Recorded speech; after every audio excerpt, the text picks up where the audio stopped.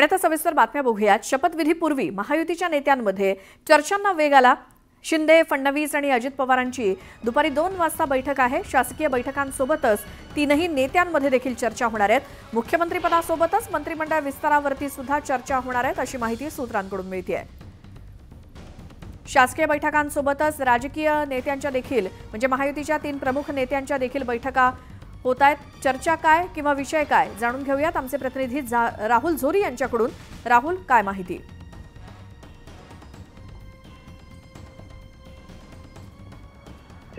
बैठका नियोजित बैठका झाल्या नाहीत। मुख्यमंत्री खरं तर काळजीवाहू मुख्यमंत्री एकनाथ शिंदे यांच्या प्रकृती अस्वस्थतेमुळे या बैठका थांबल्या होत्या। मात्र आज अखेर आता या सगळ्या हालचालींना वेग आलाय। उद्या भाजपचा विधिमंडळ गटनेता निवडला जाईल। मात्र तत्पूर्वी कोणाला किती मंत्रिपद मिळणार यासोबतच विधानसभा अध्यक्षपद असेल, उपाध्यक्षपद असेल आणि यासोबत विधान परिषदेचं सभापतीपद असेल, या सगळ्या गोष्टींवर आता सारासार चर्चा सुरू झाली आहे। इतकंच नाही तर शपथविधीच्या कार्यक्रमामध्ये सक्रिय सहभाग जो आहे तो देखील आता शिवसेना शिंदे गटाकडून दिसायला सुरुवात झाली आहे। काही वेळातच गुलाबराव पाटील हे माध्यमांशी बोलते आणि त्यानंतर शपथविधी कार्यक्रमाच्या ठिकाणी देखील ते पाहणी करतील। काल भाजपचे देवेंद्र फडणवीस यांचे अतिशय विश्वासू मानले जाणारे गिरीश महाजन यांनी एक भेट घेतली होती आणि त्यानंतर त्यांनी सर्व काही आलबेल आहे। इतकंच नाही तर आजपासून एकनाथ शिंदे आणि त्यांची शिवसेना या संपूर्ण धावपळीमध्ये सक्रिय दिसेल असा होता। तसे बरं राहुल, आवाज येत नाहीये। हां, बोला बोला।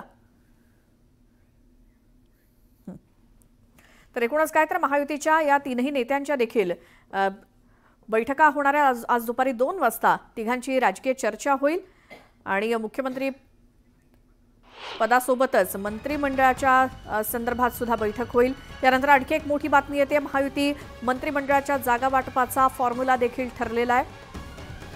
महायुतीमध्ये सर्वात मोठ्या पक्षाला सर्वात मोठा वाटा म्हणजेच भाजपला 23 ते 24 मंत्रिपद मिळणार असं कळतंय। तर शिवसेनेला उपमुख्यमंत्री पदासोबतच 12 ते 13 मंत्रिपद मिळणार आणि राष्ट्रवादी अजित पवार गटाला उपमुख्यमंत्री पदासोबतच 9 मंत्रिपद मिळणार आहेत। विधानसभा अध्यक्षपदावरती भाजपचाच दावा आहे तर उपाध्यक्षपद राष्ट्रवादीला सोडण्याची तयारी आहे। विधान परिषदेचं सभापतीपद शिवसेनेला देण्याची भाजप महायुतीची तयारी आहे। राज्य विधिमंडळाचं अधिवेशन देखील 7 ते 9 दरम्यान मुंबईमध्ये तर 16 पासून नागपुरात असणार आहे। तर अधिक माहितीसाठी जाऊयात, आमचे प्रतिनिधी राहुल झोरी आपल्या सोबत आहेत। राहुल, कोणाला किती वाटा, किती मंत्रिपद, काय फॉर्म्युला?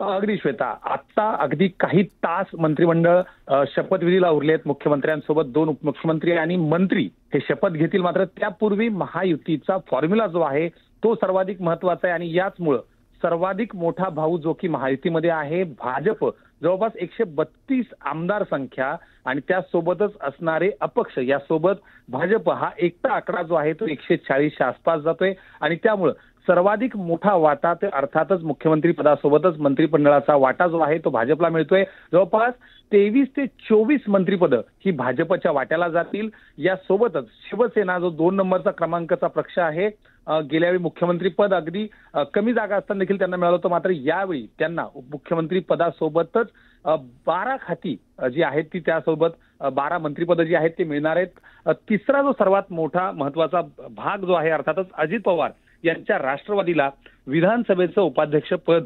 उपमुख्यमंत्रीपद यासोबतच 9 मंत्रिपद जी आहेत ती मिळण्याची शक्यता। एकंदरीत बघितला हा फॉर्म्युला जो आहे तो 6 ते 7 आमदारांच्या पाठीमागे 1 मंत्रिपद असा हा फॉर्म्युला कळतोय आणि त्यामुळे विधानसभा अध्यक्षपद, विधानसभा उपाध्यक्षपद, विधान परिषदेचं सभापतीपद या सगळ्यांसोबतच अंतिम टप्प्यातलं हे मंत्रिमंडळ वाटप लवकरच निश्चित होईल असंच म्हणावं लागेल। राहुल, धन्यवाद सगळ्या माहितीसाठी।